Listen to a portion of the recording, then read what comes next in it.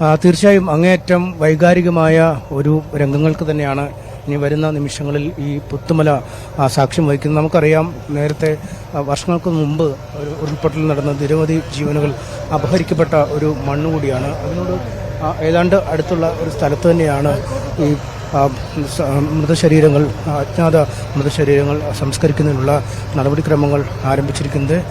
വിവിധ ദിവസങ്ങളായി കമ്മ്യൂണിറ്റി ഹാളിൽ മേപ്പാടിയിൽ സൂക്ഷിച്ചിരുന്ന മൃതശരീരങ്ങളാണ് ഇവ.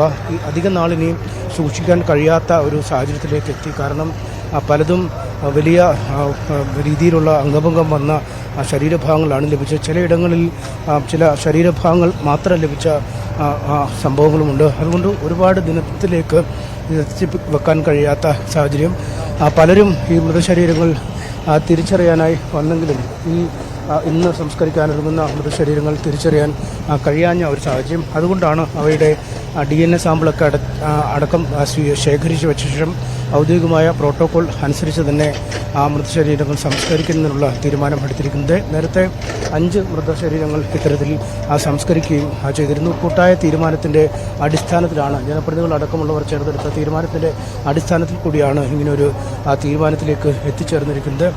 സർവ്വമത പ്രാർത്ഥനയും ഈ സംസ്കാര ചടങ്ങുകളുടെ ഭാഗമായി നടക്കും. ഏത് മതത്തിലുള്ള ആളാണെന്നത് പ്രശ്നമല്ലാതെ എല്ലാ വിഭാഗത്തിൽ നിന്നുള്ള പുരോഹിതന്മാരടക്കം ഇവിടെ എത്തും. ഒപ്പം നാട്ടുകാരുടെ ഒരു വൻ കൂട്ടവും ഉണ്ടാവാൻ സാധ്യതയുണ്ട്. നമുക്കിപ്പോൾ ഇവിടെ കാണാൻ കഴിയുന്നത് കൂടുതലും വോളണ്ടിയർമാരാണ്.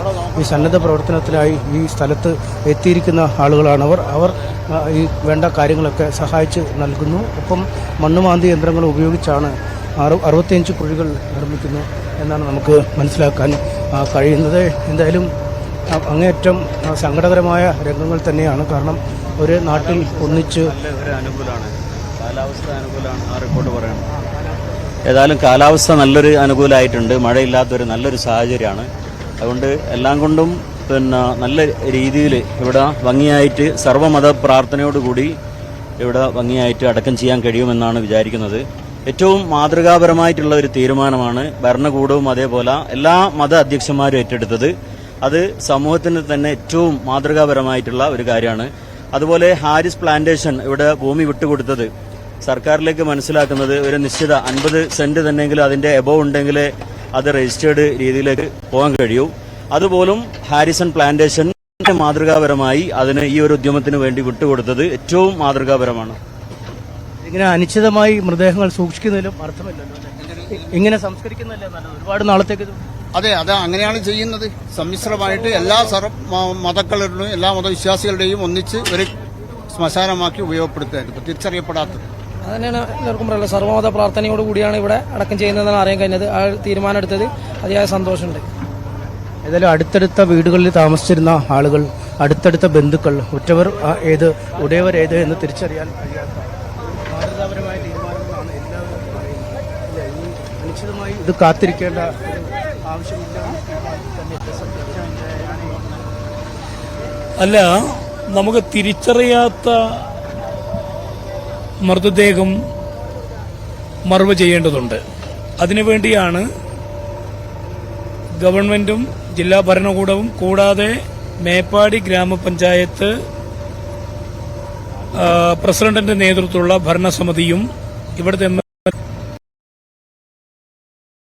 ഇരുന്ന് ഇന്നലെ സർവകക്ഷി യോഗത്തിൽ ഐക്യകണ്ഠേന തീരുമാനമെടുത്തു. അതിന്റെ ഭാഗമായിട്ട് HMLമായി ബന്ധപ്പെട്ടപ്പോൾ അവരാവശ്യമായ ഭൂമി, ഈ ബോഡികൾ മറവ് ചെയ്യാൻ ആവശ്യമായ ഭൂമി വിട്ടുതരാമെന്ന് പറഞ്ഞു. ആ സമ്മതപത്രം കൊടുത്തു. കലക്ടറിന്റെ പ്രൊസീജിയറാക്കി ഗവൺമെന്റ് കൊടുത്ത് ഗവൺമെന്റ് GO ഇറക്കി. അതിന്റെ ഭാഗമായിട്ടാണ് ഇന്നിവിടെ പണി നടക്കുന്നത്.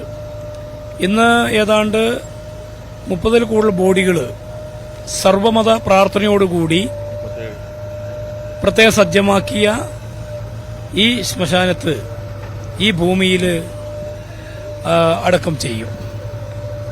അതെല്ലാവരും കൂടി ഒരുമിച്ചെടുത്ത തീരുമാനമാണ്. ഒരു സംരക്ഷിത ഇടമാക്കി തന്നെ നിലനിർത്തുകയും ചെയ്യും. അല്ല, അത് ഭാവിയിലേക്ക് ആലോചിക്കേണ്ടതാണ്. ആലോചിക്കും. ഒരു ഓർമ്മ നിലനിർത്തുന്ന ഒരു സ്മാരകമായിട്ട് തന്നെ വരേണ്ടതുണ്ട്. മാട്ടുപ്പെട്ടി ദുരന്തം നടന്നപ്പോഴും നമ്മൾ കണ്ടതാണല്ലോ. അവിടെയും പ്രത്യേക ഒരു സ്മാരകമൊക്കെ ഉണ്ടാക്കിയിട്ടുണ്ടല്ലോ. അതേപോലെ സംവിധാനം മാത്രമല്ല, ഇവിടെ പുത്തുമലയും അതോടൊപ്പം തന്നെ ചൂരൽമല, മുണ്ടക്കൈ, പുഞ്ചിരിമുട്ടം, മേഖലയൊക്കെ ഓർമ്മ പുതുക്കുന്ന ദിനങ്ങളും ഉണ്ടാകേണ്ടതുണ്ട്. കാരണം അവർക്ക് ആദരാഞ്ജലികൾ അർപ്പിച്ച് കാര്യങ്ങൾ ചെയ്യുന്നതിന് വേണ്ടി അത് പിന്നീട് കാര്യങ്ങൾ ഞങ്ങൾ ഗവൺമെന്റിന്റെ ശ്രദ്ധയിലേക്ക് വളരെ ഗൗരവമായി പെടുത്തും. ഇതിപ്പോൾ നാളുകളിൽ ഒരാവശ്യക്കാർ വന്നാലും പരിശോധിക്കാനൊക്കെ പറ്റും. പരിശോധിക്കാൻ പറ്റും. ഇപ്പൊ അവിടെ നിലവിലുള്ള ബോഡികൾ തിരിച്ചറിയാത്ത ബോർഡ് 37 ബോഡികളും 140 ശരീരഭാഗങ്ങളും ഉള്ളത്. ഇപ്പൊ അത് ഇവിടെ സംസ്കരിക്കാൻ തീരുമാനിച്ചിരിക്കുകയാണ്. രാവിലെ ചീഫ് സെക്രട്ടറി വിളിച്ച യോഗം നടന്നു. ഇവിടെ ഇന്നലെ മീറ്റിംഗ് നടന്നു. നമ്മുടെ MLA-മാരും പഞ്ചായത്ത് മീറ്റിംഗ് നടന്നു. അത് പ്രകാരം ഇന്ന് ചീഫ് സെക്രട്ടറി യോഗം വിളിച്ചു. രാവിലെ തീരുമാനം എടുത്തിട്ട് ഇതുവരെ പ്രൊസീഡ് ഇറങ്ങിയിട്ടില്ല എന്നുള്ളതാണ് ഇപ്പോൾ കേൾക്കുന്ന വിഷയം. ഇന്ന് 4 മണിക്ക് സംസ്കാര ചടങ്ങ്.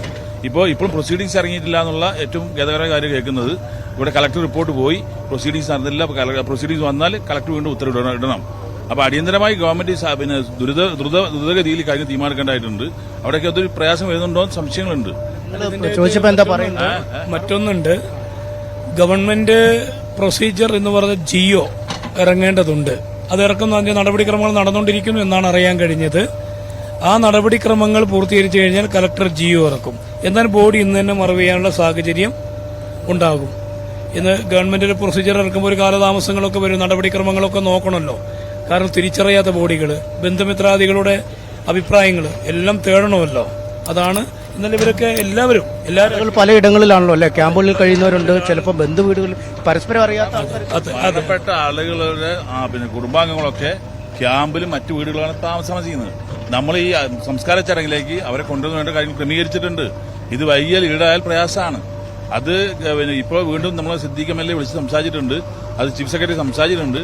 അടിയന്തരമായി ദ്രുതഗതിയിൽ കാര്യങ്ങൾ പ്രൊസീഡിംഗ്സ് നടത്തി നീക്കം നടത്തി ഇത് പെട്ടെന്ന് നടത്താനുള്ള ശവശരീരങ്ങൾ പിന്നെ സ്മെല്ലടിക്കുന്ന സാഹചര്യം എത്തിയിരിക്കുകയാണ്. ഫ്രീസറുകൾ കൃത്യമായി കറക്റ്റല്ല.